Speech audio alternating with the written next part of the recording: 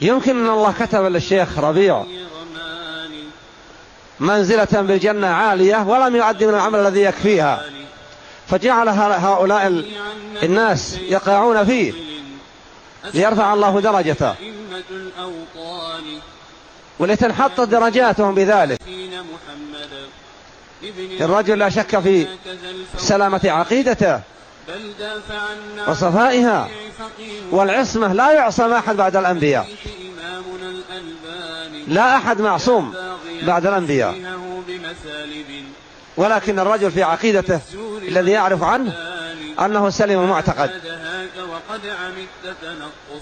والإنسان إذا أخطأ كما يقول الشاعر: فمن ذا الذي ترضى سجاياه كلها، كفى المرء نبلا أن تعد معايبه. قل للذي بالمدخل رمان